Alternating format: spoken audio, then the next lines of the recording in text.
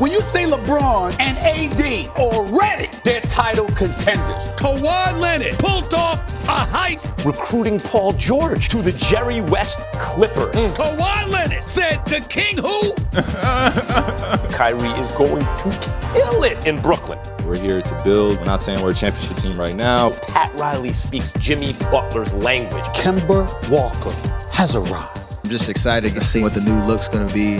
OKC sending its all-star point guard Westbrook to Houston for its point guard Paul. This is a dynamic duo that can rival anybody's dynamic duo. For me, I think it's a great change in my life. A lot of people thought you might retire after you had your second foot injury. What propelled you to come back? I just knew I wasn't done yet. Cam Newton throws a pass, Olsen end zone, caught, touchdown! Yes! Olsen, unbelievable! Touchdown! What a catch! They covered me with 10 guys. Are you a blocking tight end? Are you a passing tight end? Caught Olsen, touchdown! Every chance he got it, he wanted the ball. Olsen makes the catch, left side, touchdown, Carolina. Our next guest has been one of the best tight ends in football for a long time and is part of maybe the hottest team in football right now. We welcome Panthers tight end Greg Olsen. So good to have you with us. On behalf of Smart Water Alkaline, stay hydrated. This is not just lip service. Whenever I'm at the airport, I always buy Smart Water. I know. I like the taste. Yep. It's very good. And I know I'm getting electrolytes. All right. We want to talk about the NFC South, and I want to start with your Carolina Panthers. And I think you know where I'm starting. I think so. 0-2 with Cam. Yep. Kyle Allen steps on 4 straight victories. Greg, what has been the difference? I think we're playing better collectively. I think anybody who's watched us, hasn't been one game. The offense dominated defense. I think the difference with the last 4 games is obviously our defense has created a million turnovers, sacked the quarterback, given us a lot of easy short fields. And then offensively, we've done a lot with those drives. I think we've been very efficient. I think we've done a great job taking advantage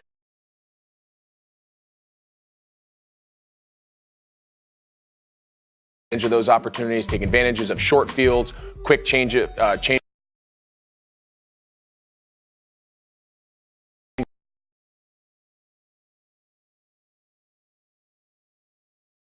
our best. Greg, I look at the Panthers and I imagine the frustration. For years it was the defense, Cam, but the problem with the offense was his best receiver was his tight end and his best running back was him, right? And that was the offense that got you to a Super Bowl, and we're in a position to win in the second half of the Super Bowl.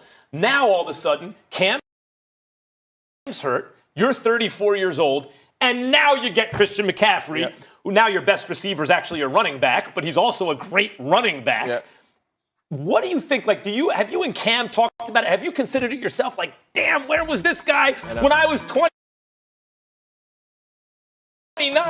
and Cam was healthy? I know. It's fun to think about what could have been, but I still think all those opportunities are still here in front of us. I know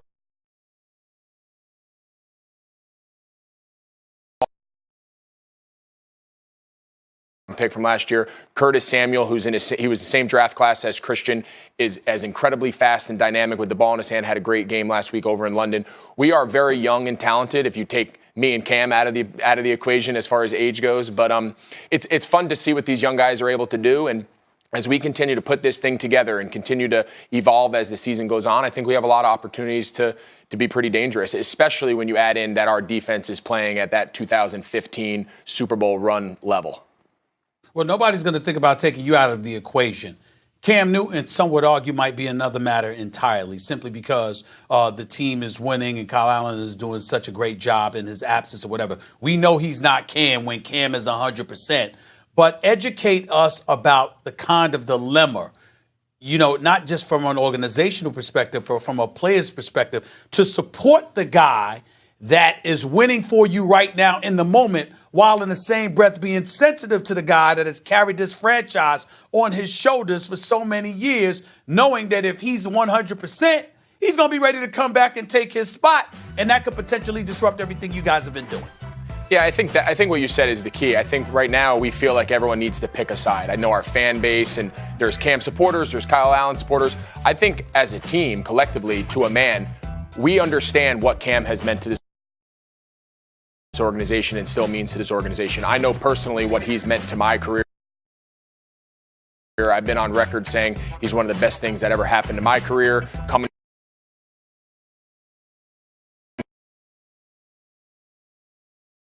takes anything away from Cam. I don't think that takes away Cam's value to us, Cam's impact on our organization. I think both those things can be true. Real quick, Norv Turner shows up, and Cam Newton, I thought, I'm interested in your opinion on this, before he got hurt last year against the Steelers, that's the best I ever saw him play overall, including his MVP season. I was like, whoa, wait a minute. He's more accurate down the field. He's looking good. The team's looking good. What did Norv Turner bring to the offense and to Cam? And do you think when Cam is healthy, he's capable of playing, like his best football could be in front of him? Yeah, I think it was kind of a unique dynamic. Last year, obviously, Norv coming in, we made some slight changes. It was a similar offense that we had run in the past, all the way back to when Rob Chudzinski came in 11. He's from that Norv tree. Then Shula kept that same system in place. Norv put a little bit of a different twist on it, but I also think part of that was our personnel. We didn't have Christian all those years back, guys like DJ and Curtis, where we can make short throws, long runs. In the past, it was always long throws, long gains, right? Because we needed to do a lot of our damage before the ball was completed. So Cam was forced to push the ball down the field, bigger targets between me and Kelvin and some of the bigger guys that we had. A lot of the balls were traveling in the air further down the field. Now we can throw a quick screen to DJ and Curtis. We can throw them a drag right ball out of the backfield to Christian, and they can be yards after catch. Exactly. Plus plays, explosive plays that don't require us. So that's when you see completion percentage numbers go up. So I think it was a very unique storm. I think it was part scheme, part Cam playing really well, and part the pieces that he had around him. Greg, let me ask you this. And I mean, you could also argue good problems to have. You have two great quarterbacks. We know what Kyle Allen's done, and we know Cam's a potential Hall of Famer. You don't get to the NFL if you're not really competitive. We talked about having Christian McCaffrey, everything kind of clicking now. What is Cam's mindset? Is he champing at the bit to get back out there? I'm sure he is. I mean, being around Cam and people that have followed him, he is the ultimate competitor. When he steps on the field, especially when he's feeling himself, we've seen over the years, in his mind, there's no one better on the football field than him. And I think that's his edge that allows him to have the success he's had all the way back through his year in Auburn. So I think the biggest thing for him, and I give him a lot of credit after that Thursday night game in Tampa where we didn't play well offensively, he felt he didn't play well. All of us shared in those struggles. I think for him to say to the team, listen, I need to get myself right. I'm obviously out there not playing to the level of expectation that I have for myself, that the organization, the fan base has for me, and I need to get myself healthy. I need to get myself back to when I step on the field, I feel I can do all the things that make me special. What's made Cam Newton special for 9 years hasn't just been his passing, right? We all have seen he has changed the game from the standpoint of a quarterback being a threat in both design runs and improv. And when that element was taken out of his game, he felt the effects, and as a result, the team felt the effects. So he's getting himself ready. When that is, we'll hopefully find out here in the next couple weeks, maybe, and then we'll take it when we get there. What difference do you see in Cam Newton now compared to what you've been witnessing over the course of his career, and is it a good or bad thing? I've seen a great evolution in Cam. I've seen a maturity. I've seen him, seeing how he is with his kids and as a father and all those things. When I first came to the league, he was a young 22-year-old, 1 year in college, came busting out, and to see him evolve into, the maturity and to see how he handles his business, he takes a lot of pride in his preparation. He takes a lot of pride in his offseason and how he maintains his body. I've seen a great, growth. The thing that's hurt Cam over the years is one of the things that unfortunately is the reality of this game, and that's injury. And you can do everything you can in the world, but you can't help but get a foot sprain on turf up in Patriots because you hit your foot right. Trust me, I know all about it. I want to ask you about that for you. So we've been asking you a lot about Cam, but I've always been interested in your career because you were a great tight end playing in Gronk's shadow, like in terms of the position. When people talk tight ends, they talk Gronk first. And then people who are like, want to argue, oh, look at Greg Olsen, look what he's doing. Then you get hurt. You haven't played a full season now since 2016. Yep. And now Travis Kelce's getting a lot of shine, right? As a competitor, as a guy who's played just about as well as anyone who's ever played it, not many, I wouldn't take you first all-time tight end, but it doesn't get much better than you at tight end. How do you feel as a competitor watching that was Gronk's era, and now people are talking about Travis, and I'm hurt right now, and what is that about? Yeah, it's true. I'd be lying if I didn't say that's been part of my whole career. It's just the reality. I'm not the most flashy guy. I'm not the guy that's making the sound bites. I'm not the guy that's dancing in the end zone and doing the fun things that in today's world gets a lot of attention. I have played in kind of the ultimate era of tight ends. I mean, some of the most productive tight ends of all time have been since I've come into the league. At the beginning of my career, it was Gonzalez. Witten is still going. Antonio Gates now, obviously, I think being done. I don't know if he'll be back. I've kind of been in the golden era of tight ends. And, sometimes you lose out to some of those guys. But I think when people take a seat and sit down and say, all right, let's look at the productivity over this stretch of years, guys that have played during my career, all the names. You still got it? Or you still got it? Like, what level are you capable of performing at right now?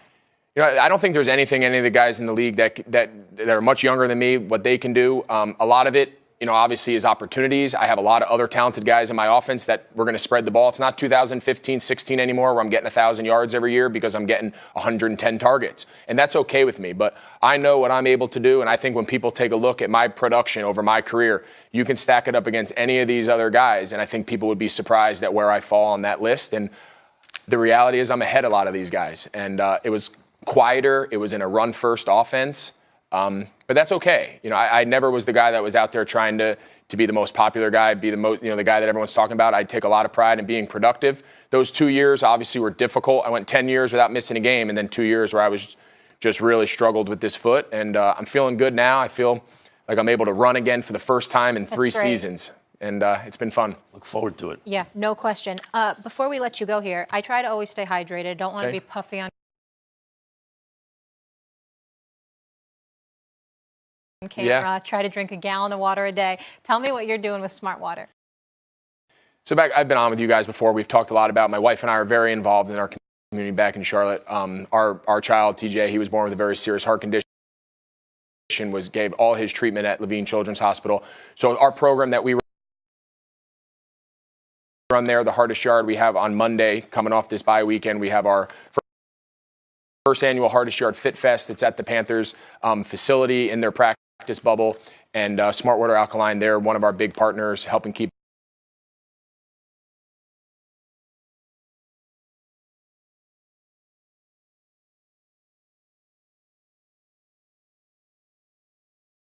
Redskin blasting, DC divided. Whether Sam Darnold should be in Cleveland and Myles Garrett getting punched. Yeah, I'll explain.